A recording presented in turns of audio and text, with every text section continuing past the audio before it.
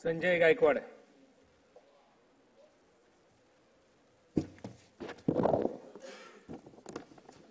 अध्यक्ष महोदय, सार्वजनिक बांधकाम विभाग मागणी क्रमांक S3 S8 S7 बाब क्रमांक 46 54 59 पान क्रमांक 39 44 47 सार्वजनिक बांधकाम विभागातील 50 54 चे रस्ते पूल यावर पुरेशी आर्थिक तरतूद नसल्यामुळे कंत्राटदारांनी यांनी 1 मार्च पासून संपूर्ण जिल्हाभर काम बंद आंदोलन चालू केले आहे। मागील 2 वर्षापासून रस्ते व पूल या हेडवर पैसे कमी मिळाल्यामुळे ग्रामीण भागातील रस्त्यांची कामं बंद आहेत। त्यामुळे प्रचंड प्रमाणामध्ये रस्त्यांची कामं खोळंबली आहेत आणि वाहतुकीला पण फार मोठा त्रास त्या ठिकाणी होत आहेत आणि म्हणून जवळपास 150 कोटी रुपयाची थकीत बिले ही या कामावरची बाकी आहेत, ती ताबडतोब देण्याबाबत शासनाला सूचित करावे।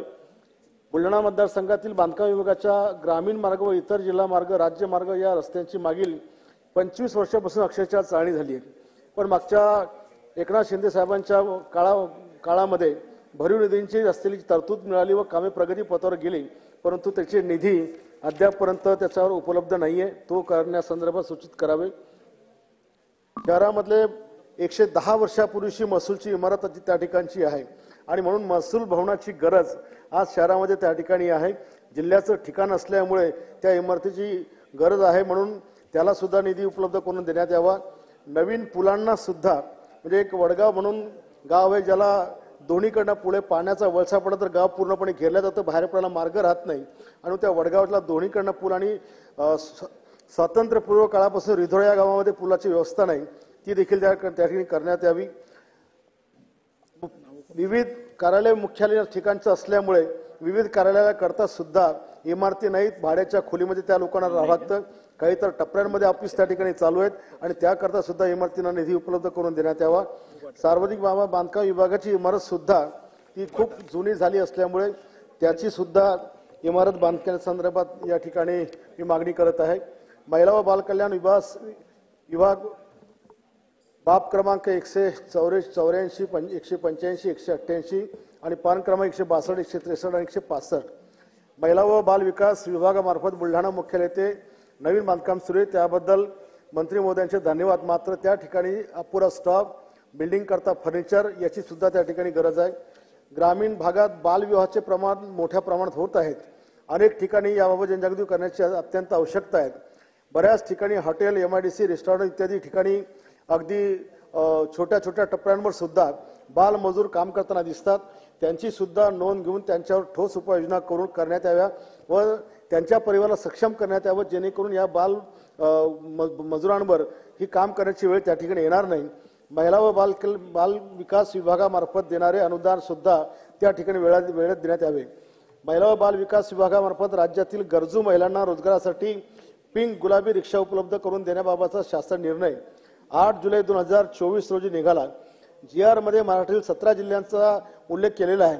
त्या GRच्या योजनेमध्ये राज्यातील गरजू मुलांमुलींची संख्या लक्षात घेता मला आपल्या मार्फत मंत्री महोदय लक्ष द्यायचे की सदर GR काढत असताना केवळ 17 जिल्ह्यापुरता मर्यादित न ठेवता त्याची व्याप्ती वाढवावी आणि उर्वरित संपूर्ण जिल्ह्यामध्ये तो लागू करावा, जेणेकरून संपूर्ण महाराष्ट्रातल्या जिल्ह्यांमध्ये त्या महिलांना रोजगार त्या ठिकाणी मिळेल, रोजगारात चालना त्या ठिकाणी मिळेल, त्यांचे आर्थिक सामाजिक पुनर्वसन होईल, स्वावलंबी व आत्मनिर्भर त्यांना करता येईल, सशक्तीकरणात चालना आपल्याला देता येईल आणि म्हणून महिला व मुली यांना सुरक्षित प्रवास करण्यासाठी रोजगाराच्या दृष्टीने हे पिंक गुलाबी रिक्षा ही त्या ठिकाणी महत्त्वाची असणार आहे।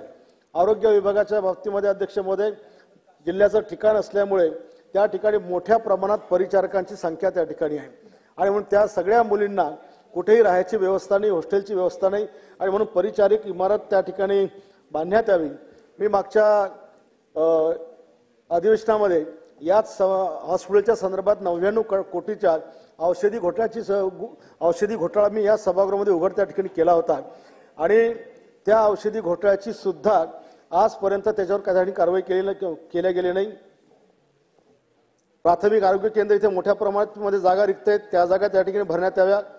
मी अधिवेशनामध्ये औषधी पुरवठा खरेदीबाबत वारंवार सभागृहात बोललो, त्याची चौकशी सुद्धा करावी। खरेदीमध्ये 40 ml ची बोटल दाखवून प्रत्यक्ष 20 ml च्या बोटल पुरवठादारांनी परवानगी केल्या आणि बिलं काढली ती 40 ची काढली। 23-24-24-25 मध्ये जिल्हा नियोजन समितीमधून प्राप्त निधीतून औषधी मोठ्या प्रमाणात खरेदी करण्याचे निदर्शनास आले। या गैरव्यवहारामुळे केवळ शासकीय निधीचा उपयोग झाला नाही तर रुग्णांच्या आरोग्यासोबत सुद्धा त्या ठिकाणी खेळल्या गेलं, त्यांच्या आरोग्याला धोका निर्माण केला गेला। पुरवठा दाराकडून निकृष्ट दर्जाची व अत्यंत कमी प्रतीची औषधे पुरवली गेली असून त्यामुळे रुग्णांचे आरोग्य त्यावेळेस धोक्यात त्या ठिकाणी आले। उच्च किमतीला खरेदी केलेली औषधाचे दर DPCO ड्रग स्पाइस कंट्रोल ऑर्डरच्या निदर्शनाचे उल्लंघन करून बाजारभावाच्या तुलनेत खूपच 4 पटीने जास्त किमतीला ही औषधी खरेदी केल्या आणि शासनाची लूट त्या ठिकाणी केली गेली। अध्यक्ष महोदय, खरेदी केलेली अनेक औषधे अल्प कालावधीमध्ये मुदत संपवणारी शॉर्ट एक्सपायरी आहेत आणि त्याच्यामुळे त्या वापरण्यायोग्य राहिल्याने त्यांना फेकण्याची देखील वेळ त्या ठिकाणी आली। गुणवत्ता तपासणीचा अभाव कोणत्याही NABL प्रमाणित प्रयोगशाळेत किंवा इतर प्राधिकृत प्रयोगशाळेत औषधाची गुणवत्ता तपासली गेली नाही, त्यामुळे ही औषधी प्रभावी आहेत की नाही याबाबत मोठी शंका निर्माण त्या ठिकाणी झाली। सदर औषधी निविदा न राबवता दर पत्रकाद्वारे खरेदी केल्या गेली। माझी आपल्याकडे मागणी आहे की या संपूर्ण प्रकरणाची सखोल चौकशी करण्यात यावी, संबंधित जबाबदार अधिकाऱ्यावर कठोर कारवाई करण्यात यावी, तसेच संबंधित कंत्राटदाराला काळ्या यादीत देखील टाकण्यात यावे। यापुढे औषधी खरेदीत पूर्ण पारदर्शकता आणण्यासाठी कठोर नियमावली तयार करण्यात यावी। औषधी खरेदीपूर्वी त्याची गुणवत्ता NABL किंवा इतर मान्यता प्राप्त प्रयोगशाळेमार्फत तपासणी करण्यात यावी। हे संपूर्ण प्रकरण केवळ आर्थिक भ्रष्टाचाराचे नाही तर रुग्णाच्या जीवाशी खेळण्याचा गंभीर प्रकार आहे, त्यामुळे या गैरव्यवहाराला पाठीशी घालणारी कठोर कारवाई करण्यात यावी ही मागणी मी आजच्या या